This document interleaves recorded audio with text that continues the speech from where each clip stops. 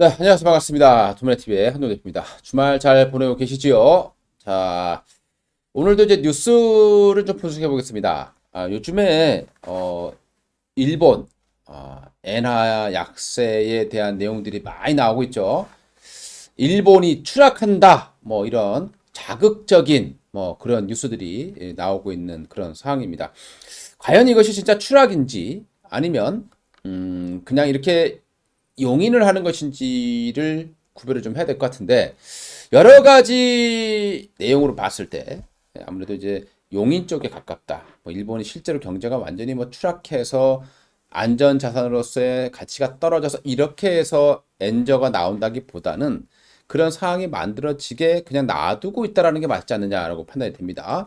자, 그럼 이제 일본과 관련된 역사라던가, 그리고 우리나라에게는 어떤 영향을 미칠지, 그리고 수혜주들이 있는지, 예, 이것도 한번 좀 알아보도록 하겠습니다.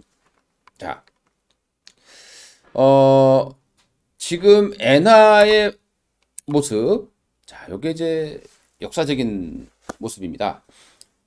지금 126엔이죠. 얼마 전까지만 해도 75달러였어요. 뭐 2015년, 13년 정도 이때 이제 아베노믹스를 할 때 엔저를 막 했던 시점이죠. 그때 80불 정도까지 내려왔었던 엔화가 지금 126달러까지 올라와 있는 상황입니다. 뭐 아시다시피 일본이 미국의 그 프라자 협의로 인해서 뭐 이렇게 잃어버린 20년이 되었다라고 얘기를 합니다. 뭐 그것도 맞긴 맞습니다만은 실제로 엔화가 강세로 갔을 때, 프라자 협의 때 강세로 갔거든요. 한 4년 5년 정도는 이제 자산 가격이 폭등하고, 예, 이렇던 기록이 있습니다. 한때 일본이 미국에 그 소득을 추월할 정도까지, 예, 올라갔었다 보시면 되겠죠. 그래서 이제 미국이 바로 이제 일본을 굴복시키는 그런 모습이 발생했었고, 최근에 우리 그 애플에서 만든 그 드라마 있죠? 이민호 씨 나오는 파치코라는 드라마 보시게 되면 그게 1989년도에 일본의 모습들이 나오고 있습니다. 거기 보시게 되면 이제 뭐 일본이 이제 막 미국을 압수할 것이다. 뭐 이렇게 내용이 많이 나온 것을 보실 수가 있을 것 같아요. 지금 다시 엔저 현상이 이렇게 아주 그러니까 나타나고 있는 그런 상황이죠. 2023년, 뭐 2005, 6년 정도 되겠네요. 이후 2002년, 예, 2002년도 이후 가장 높은 그런 환율세를 보여주고 있는 그런 상황입니다. 최근에 일본 10년 금리를 볼게요. 지금 0.25% 근처까지 와 있습니다. 일본 같은 경우는 10년물 금리를 기준으로 봤을 때 0.25%를 상한으로 이제 설정해 놓고 있는 그런 상황을 보시면 되겠고요. 역사적인 금리를 보시게 되면 지금 뭐 마이너스까지 갔다가 최근에 조금 금리가 올라오고 있는데 요거를 현재 일본은 상한을 0.25%로 목표로 하고 있다고 보시면 되겠습니다. 그러니까 그 이상 올라갔을 때는 무제한적으로 채권을 매입하겠다라고 발표를 하고 있는 그런 상황입니다. 왜 그렇게 하는지 한번 알아보도록 하겠고요. 일본의 주가 지수입니다. 만약에 한국이 우리나라가 환율이 이렇게 올라왔었다라고 하면 지금 시장이 대폭락을 했을 거예요. 예. 근데 일본은 기축통하고 하기 때문에, 그리고 실제로 이제 엔저 현상으로서 기업들의 이익에는 좋아질 수 있기 때문에 일본의 어떤 주가 지수를 보게 되면은 거의 뭐 잃어버린 10년, 20년, 30년 3만 포인트 근처까지 지금 현재 올라와 있는 그런 상황이죠. 최근에 빠진 것은 아무래도 이제 뭐 일본이 나빠서라기보다는 전체적인 글로벌 시장들의 하락 때문이었다라고 보시는 게 맞을 것 같습니다. 다른 나라 아시아에 비해서는 역시 상당히 강한 그런 모습들을 보여주고 있습니다. 우리 일본의 역사를 한번 볼게요. 뭐 그 이전의 건 볼 필요가 없는 것 같고, 일본이 뭐 워낙 잘 나갔었죠. 그 당시에 이제 저가품 만들고 처음에는 이제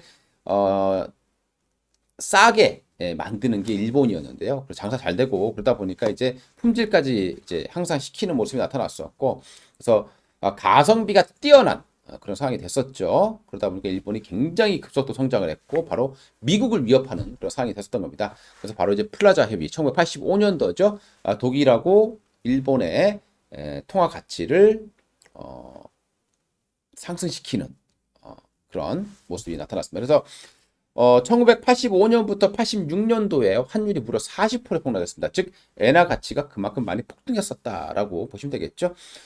그리고 엔화가 상승하게 되니까 일본은 이걸 막기 위해서 그 당시에도 금리 인하를 막 했었습니다. 그러니까 금리 인하를 하는 게 어떻게 됩니까? 돈이 막 풀리겠죠. 그래서 1987년도에는 달러당 124엔까지 떨어지는 그런 모습들을 보여줬습니다. 자, 당시 주가 지수, 부동산 버블이 발생을 했죠. 그래서 일본이 엔화 가치가 너무 올라가니까 이걸 떨어뜨리기 위해서 또는 어떻게든 막아보기 위해서 금리를 계속 내린 거죠. 금리를 내리면 아무래도 외화가 빠져나가니까 엔화가 떨어질 것이다. 가치가 떨어질 것이다. 이걸 노린 거였는데 실질적으로 엔화 가치가 이렇게 떨어지지는 않았던 상황이 되는 거고, 그렇게 되면 어떻게 되겠습니까? 바로 그 풍부한 유동성, 이것들이 부동산과 주시장에 막 물밀듯이 들어온 거죠. 그래서 어마어마한 폭등세를 기록을 했습니다.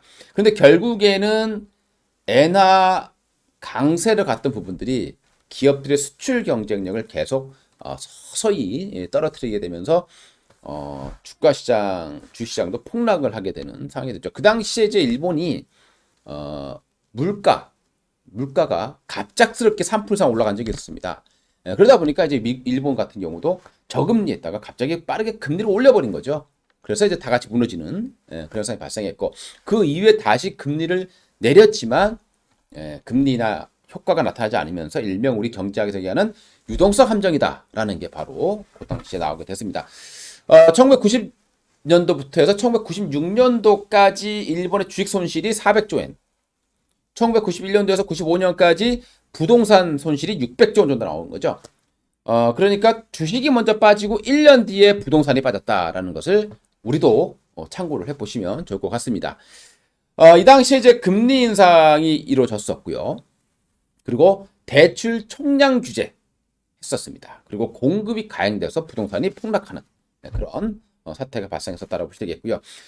그리고 이제 SOC를 해서 이걸 해결하기 위해 다시 사회 간접 투자를 막 늘리고 금리를 다시 0.5%까지 쫙 내렸습니다.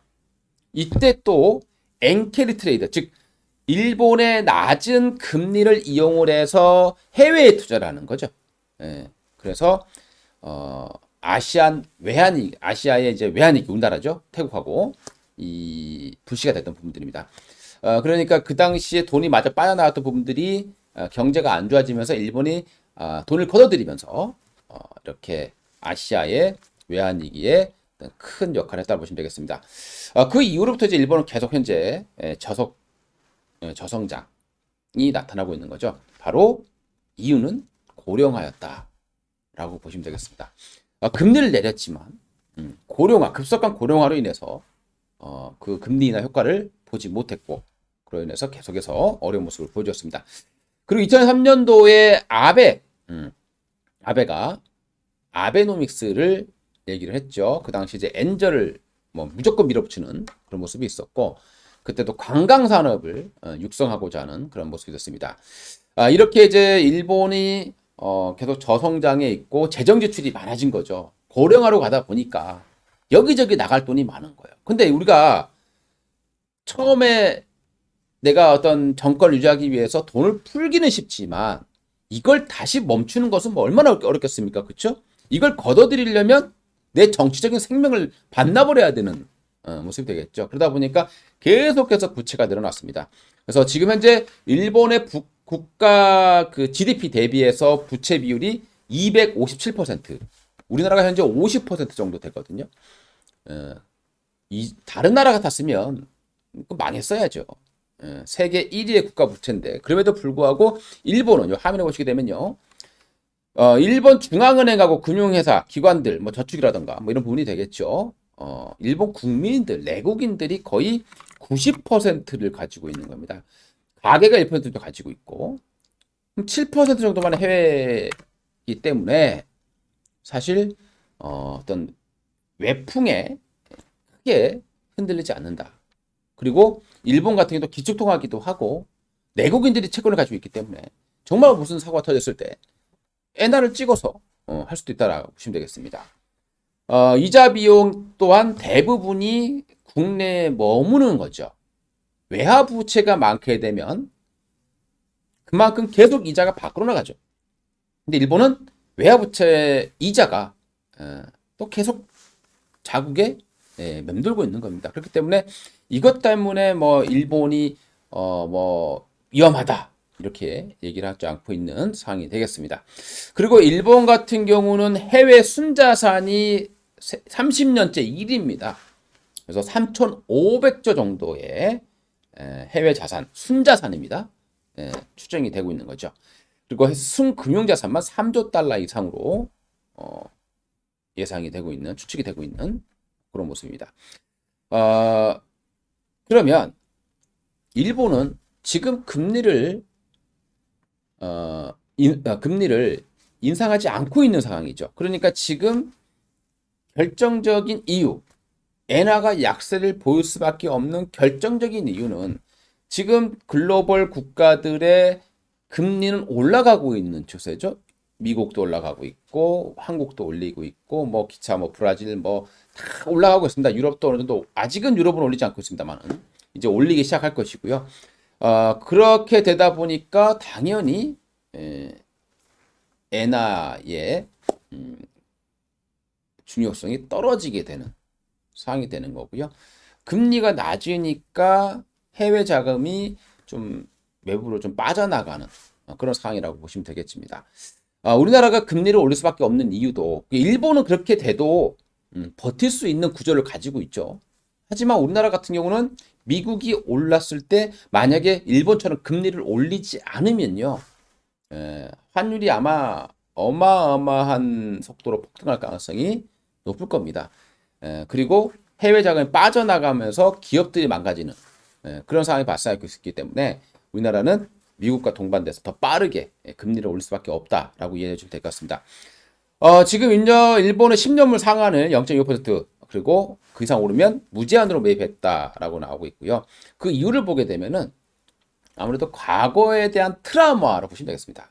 그러니까 일본이 1990년도까지 금리 인하로서 어마어마한 자산 버블이 생겼었는데 그때 물가가 올라가면서 금리를 올려버리니까 그 버블이 빵 하고 터져버린 그런 어마어마한 트라우마를 가지고 있죠. 그래서 일본은 쉽게 금리를 올리지 않는 그런 모습을 보여주고 있고요. 그리고 지금 우리나라도 물가산이 높고 뭐 미국은 엄청나게 높은 상황이죠. 8% 육박하고 있습니다. 근데 일본은 지금 물가산율이 한 1.3%예요, 지금 현재. 일본은 지금 현재 과거 얼마 전까지만 하더라도 디플레이션이 오히려 문제였던 겁니다. 저성장이라는 소리죠. 그러니까 2% 이상의 물가 상승률을 목표로 하고 있는 국가라는 거죠. 근데 지금 이렇게 올라갔는데도 1.3%니까 금리를 올릴 이유가 현재로서는 전혀 없는 그런 상황이 되는 거죠. 물론 나중에야 모르겠습니다만은. 자, 3월 달에 일본의 기업 물가 지수는 9.5%나 상승했습니다. 근데 아직 소비자 물가는 많이 안 올라가고 있죠. 일본의 임금 상승률이 둔화되어 있다 보니까요. 그 원자재 가격 상승만큼의 소비가 따라가지 못한다라고 보시면 될 것 같습니다. 자, 그리고 엔화 약세로 인해서 또 수출 경쟁력 증가를 노리고 있다라고 보시면 되겠습니다. 물론 여기에서는 원자재 가격 상승에 따른 피해는 또 있겠죠. 그만큼 원자재도 올라가는데 엔화 가치가 떨어지니까 말 그대로 국민들의 삶은 굉장히 어려울 수 있는 그런 상황이라고 보시면 될 것 같습니다. 그러니까 지금 현재 상황이 일본의 경제 추락으로 인한 엔화 약세라고만 보기에는 무리가 있다고 판단이 됩니다. 결정적인 이유는 금리 차이다 이렇게 봐야 될 것 같고요. 또 하나는 우리가 이제 경상수지가 적자가 나게 됐을 때는 환율이 올라갈 수밖에 없겠죠. 근데 최근에 일본도 경상수지가 적자를 기록하고 있습니다. 아무래도 이제 일본도 우리나라 비슷하게 대부분의 원자재를 수입을 하기 때문에 이렇게 적자가 날 수밖에 없는 상황이고, 올해 통틀어서도 적자가 나는 거 아니냐, 수십 년 만에 일본의 경상수지가 적자가 나는 거 아니냐라는 그런 우려감들이 일부는 작용하고 있다. 하지만 이 부분들은 또 원자재 가격만 안정 찾으면 얼마든지 회복될 수 있는 부분이기 때문에 그렇게까지 큰 악재로만 받아들일 수 없는 그런 모습이라고 보시면 될 것 같습니다. 결과적으로 일본은 물가는 아직 오르지 않습니다만은 환율이 올라갔기 때문에 엔화 가치가 떨어졌죠. 근데 물가까지 올라간다면 일본의 서민들은 굉장히 힘이 들 것이고, 반면에 해외 자산을 많이 보유한 그런 부유층들은 이렇게 흔하게 웃을 겁니다. 해외에 자금을 투자한 사람일수록 자국 통화의 가치가 떨어지면 당연히 더 웃을 수밖에 없겠죠. 쉽게 생각을 하면 내가 해외에 달러로 100달러를 사놨는데 그 100달러를 살 때 우리나라 돈으로 1000원을 샀다 칩시다. 근데 이게 쉽게 해서 120달러가 됐다, 환율이.